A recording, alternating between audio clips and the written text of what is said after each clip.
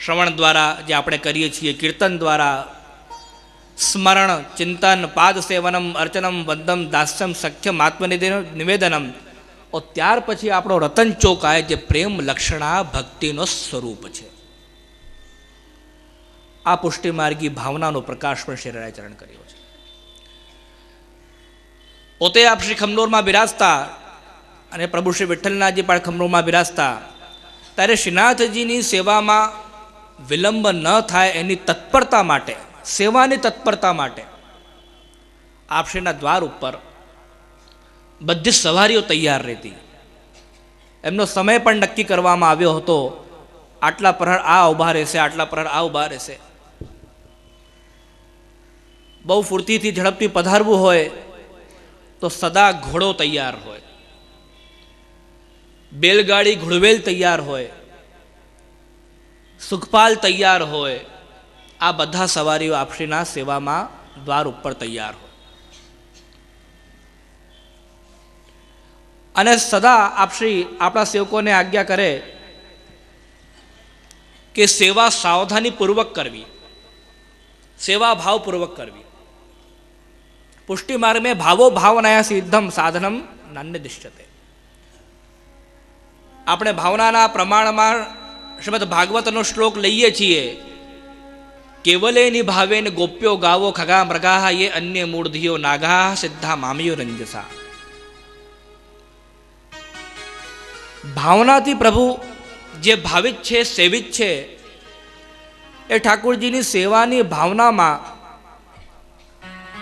બ્રજમંડલના, બ્રજભૂમિના ભાવથી સુકોમલ એવો પેંડો બિછાવવામાં આવે છે. પેંડો એટલે રસ્તો આપણે કહીએ, પેંડો એટલે ગાદી.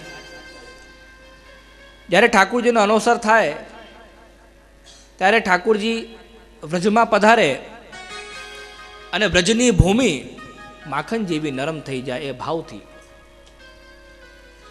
અને પુષ્ટિમાર્ગી જીવોના બધા જ અલૌકિક કાર્ય સરે એટલે આપણો પેંડો બિછાવીએ તો ઠાકોરજીની કૃપા થાય. જેમ આપણે કોઈનો માર્ગ પ્રશસ્ત કરીએ છીએ, હવે ઠાકોરજી આપણે જીવોનો માર્ગ પ્રશસ્ત કરે છે, કૃપા કરે છે. એ પણ એ પેંડોનો ભાવ છે. સેવામાં અસાવધાની વર્ષ એ પેંડો બિછાવાનો રહી ગયો. શ્રીનાથજીએ કૃપા કરીને મહાપ્રભુ શ્રી હરિરાય ચરણના સ્વપ્નમાં આજ્ઞા કરી કે આજે હું અહીંયા બેસ્યો છું, મારો પેંડો લાગ્યો નથી, હું હવે કેવી રીતે શૈયા મંદિરમાં કે નિકુંજમાં કે વ્રજમાં પધારું. શ્રી હરિરાય ચરણ જાગ્યા. આપશ્રીના ખવાસ ઉદ્ધવદાસ હતા, એમને બૂમ પાડી અને પૂછ્યો કે સવારી તૈયાર છે કે જે કૃપાનાથ તૈયાર છે. તરત જ સેવાની તત્પરતા, નિદ્રાનો ત્યાગ કરી આપશ્રી નાથ દ્વારા પધાર્યા. શ્રી યમુનાજી સ્વરૂપ બનાસ નદીમાં સ્નાન કરી, ખડાઉ ધરાઈ, સુંદર તિલક છાપ મુદ્રા ધારણ કરી તરત જ શ્રીનાથજીના મંદિરમાં પધાર્યા અને તિલકાયત મહારાજશ્રીના બેઠકમાંથી ઝુમકો મંગાવ્યો. શંખનાદ કરાવ્યા. શ્રીનાથજીને વિનંતી કરી, ખૂબ ક્ષમા માંગી અને ભાવપૂર્વક પેંડો બિછાવ્યો. વિનંતી કરી કે આપ હવે સુખેન વ્રજમાં પધારો, નિકુંજમાં પધારો. ઝુમકો લઈને તિલકાયત મહારાજશ્રીની બેઠકમાં પધાર્યા. એમને ટકોર કરી કે બાવા સાવધાન રહેવો સેવામાં, આજે આ બહુ મોટી ભૂલ થઈ છે. શ્રી તિલકાયત મહારાજશ્રીએ ખૂબ આદર સન્માન આપ્યો અને વિનંતી કરી કે આપ આચાર્ય બાળકોમાં શિરોમણી છો, એવી સાવધાની, એવી કૃપા આપ જ કરી શકો છો. આ મહત્વનું પ્રસંગ છે કે આપણા પુષ્ટિ માર્ગમાં શ્રી હરિરાય ચરણનું કેટલો મોટો સ્થાન છે કે સાક્ષાત નિકુંજ નાયક પ્રભુ શ્રીનાથજી સ્વપ્ન દ્વારા આજ્ઞા કરીને આપણે બધું જતાવે છે. આ ખિમનોર બેઠકનો આપણો પ્રસંગ છે. આવો આપણે પ્રસંગ જોઈએ કે આપણે ગોકુલમાં શ્રી હરિરાય ચરણના બેઠકના પ્રસંગમાં ગોકુલ સ્વગૃહમાં પ્રભુ શ્રી વિઠ્ઠલનાથજી મંદિરમાં આપણી બેઠક છે. તમે બધા ગોકુલ જાઓ છો દર્શન કરવા, ઝારી ચરણ સ્પર્શ કરવા જાઓ છો. આપ શ્રી ત્યાં લગભગ 80 વર્ષની ઉંમર સુધી ત્યાં બિરાજ્યા છે.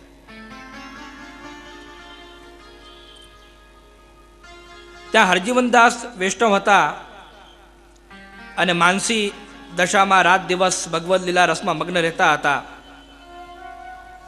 આપશ્રીના ઘણા બધા પ્રસંગો શ્રીમદ ગોકુલની બેઠકનો છે. અને આવો આપણે ઐતિહાસિક દ્રષ્ટિ માનવામાં આવ્યું છે કે ઘણી બધી ષોડશ ગ્રંથોની ટીકાઓ,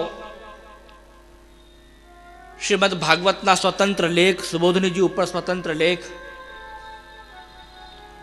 આવા ઘણા બધા ગ્રંથોની 80 વર્ષ સુધી પર્યંતની ઘણી બધી રચનાઓ પદોની શ્રીમદ ગોકુલમાં થઈ છે.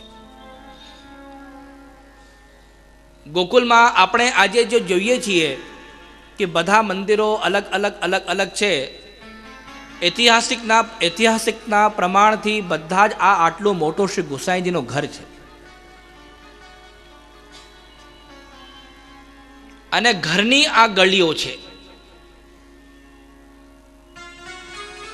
શ્રી ગોસાઈજી સાતો બાળકો સહિત, સાતો નિધિ સ્વરૂપ સહિત ત્યાં બિરાજીને ખૂબ આનંદપૂર્વક સેવા કરતા હતા.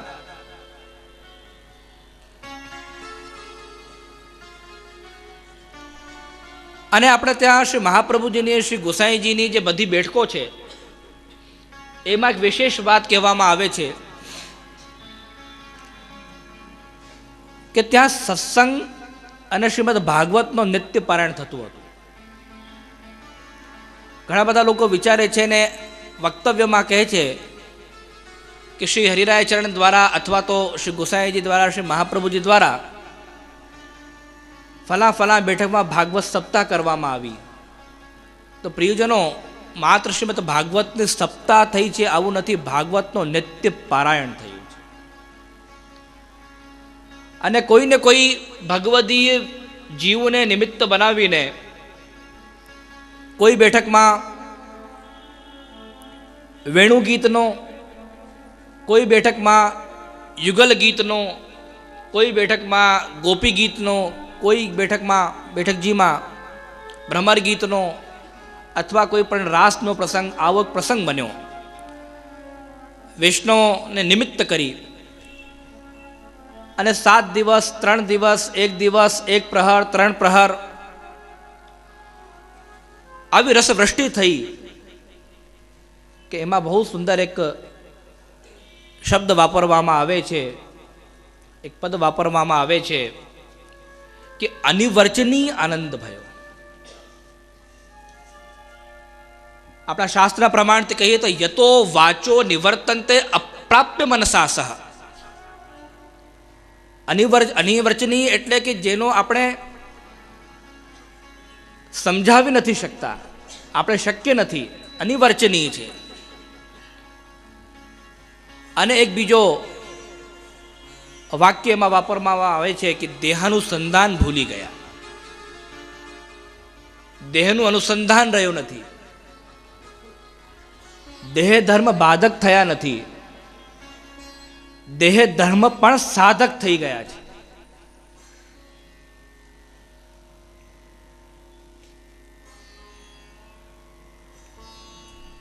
આવો પ્રસંગ આપણા શ્રી ગોકુલમાં મળે છે. અને જે કહેવામાં આવે છે કે 3 દિવસ 3 રાત્રિ સુધી એ ક્રમ ચાલ્યો.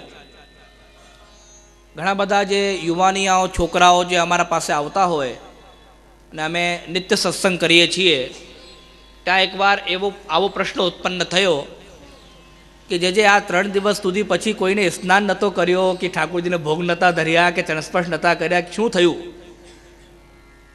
તો પ્રિયજનો, રસમગ્ન થઈ ગયા એટલે આવો નથી કે દેહ ધર્મ બધા ભૂલી ગયા, પણ ઠાકુરજીની સેવા છૂટી નથી. ઠાકુરજીની સેવામાં પણ રહ્યા, તો પણ એ પ્રસંગોના સ્મરણમાં રહ્યા. આપણે ત્યાં એક પ્રસંગ આવે છે, પ્રભુચરણ શ્રી ગોસાઈજીએ કંઈક ગુણ સિદ્ધાંતની વાત શ્રી ગોકુલનાથ ચરણને કહી અને આપશ્રી ખૂબ ધ્યાન મગ્ન થઈને એ બાતનો વિચાર કરતા હતા. આપણા શાસ્ત્રની એક પદ્ધતિ છે કે તમે જે કંઈ સિદ્ધાંત અથવા ભાવનાની સુંદર વાત સાંભળો એ વાતને પછી એકાંતમાં બેસીને, જેમ શ્રી મહાપ્રભુજીનું નામ છે કે રહપ્રિય, એનું ચિંતન કરો. દ્રષ્ટાંત આ ગાયનો આપે છે. ગાય પહેલા ઘાસ લઈ લે, ખાઈ લે, પછી એ જુગાલી કરે છે. શું કહો છો ગુજરાતીમાં? વગોળા. હિન્દીમાં જુગાલી કહીએ, જુગાલી કરે છે. આવી રીતે આપણે કોઈ પણ વાત જે વાર્તામાં વાંચીએ, સત્સંગમાં કરીએ, એનું પછી સ્મરણ, ચિંતન, મનન કરવાનું. કોઈ પણ વિદ્યાર્થી જે ક્લાસરૂમમાં બેસીને ભણે પછી ઘરમાં આવીને એ વાતનો ચિંતન કરતો નથી, એ પ્રબુદ્ધ થઈ શકતો નથી. 1 કલાકની ક્લાસ હોય તો પણ ઘરે આવીને એનો હોમવર્ક તો 3 કલાક 4 કલાક એને કરવું પડે, કરવું જોઈએ. ત્યારે શ્રી ગોકુલનાથજીના સેવક પાસે આવીને ઊભા રહ્યા. એ પ્રથમ વાર્તામાં પણ આવે છે. અને કેટલા લાંબા સમય સુધી, 1-2 પ્રહર સુધી ઊભા રહ્યા. ત્યારે શ્રી ગોકુલનાથજીને ધ્યાન ગયું કે તું ક્યારે આવ્યો? કે હું તો આટલા સમયથી ઊભો છું. એટલે આ એ વાતના ધ્યાનમાં, જેમ જુગાલી થાય છે, આ ચિંતનમાં આવા તલ્લીન હતા. આપણે ત્યાં કહે છે તેલ ધારવત તલ્લીનતા.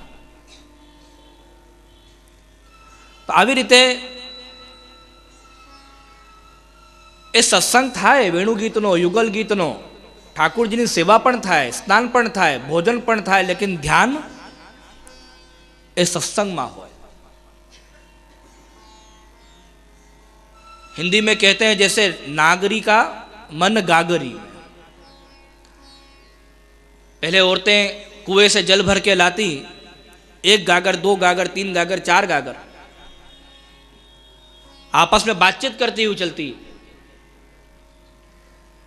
रास्ते में खड्डे आते, पत्थर आते,